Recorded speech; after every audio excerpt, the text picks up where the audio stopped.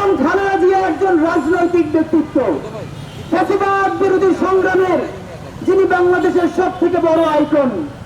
অনেকে তো রাজু ভাস্কর্যের দ্বারা বেগম খালেদা জিয়ার কথা বললে বাংলাদেশের শাহবাগী সুশীলদের কলিজা চলে যায়। পার করে এসেছি, বেগম খালেদা জিয়া হচ্ছেন সেই আইকন যিনি অসুস্থ থেকেও সারা বাংলাদেশের কোটি কোটি মানুষের সেই আইকন, যাকে নিয়ে বাংলাদেশের মানুষ আন্দোলনের স্বপ্ন দেখে, শক্তি পায়।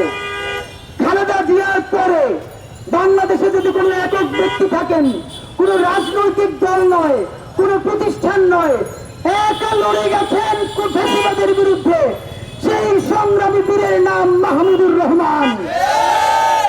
সরকার তাকে দুটি প্রস্তাব দিয়েছিলেন।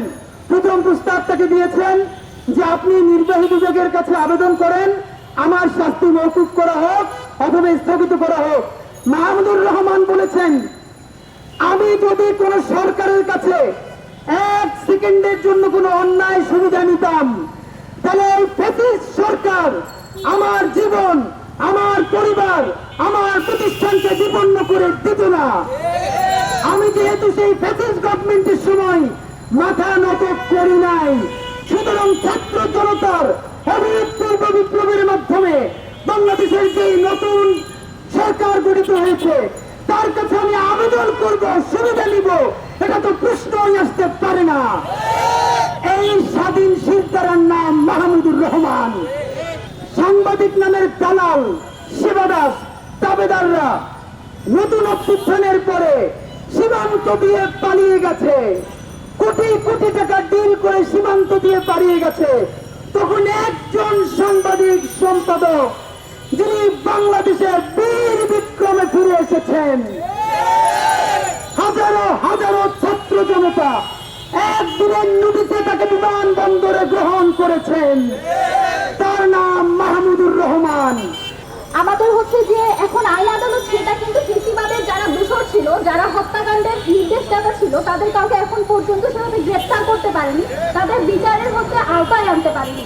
তার বদলে এমন একজনকে হচ্ছে জেলে পাঠানো হলো যে সর্বপ্রথম বাংলাদেশে ফ্যাসিবাদের বিরুদ্ধে আওয়াজ তোলার সাহস করেছিল, যে ফ্যাসিবাদের বিরুদ্ধে কথা বলেছিল।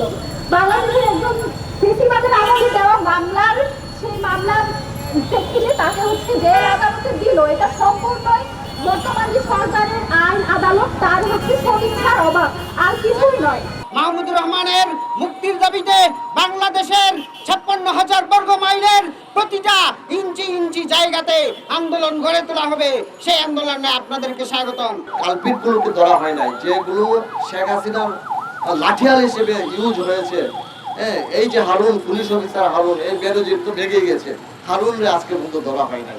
এইভাবে সরকারের যে মন্ত্রীগুলোকে ধরা উচিত তাদেরকে ধরা হয় নাই, অন্য মন্ত্রীগুলোকে যাদের এতটা মানে দোষ নেই তাদেরকে ধরা হচ্ছে, এটাকে বিতর্কিত করার জন্য। তাই আজকে আমি বিপ্লবোত্তর সরকারের প্রতি আহ্বান জানাবো যে আপনারা এইদিকে মনোনিবেশ করেন, আনলে ওরা আপনাদেরকেও সরকার করে দেবে এক সময়। তাই আমি অবিলম্বে মাহমুদুর রহমানকে মুক্তি দেওয়ার দাবি জানাচ্ছি। এলো মুক্ত চিন্তার স্বাধীন দৈনিক খবরের কাগজ। এখন খবর হবে নিখাত, নির্ভীক, নিরপেক্ষ।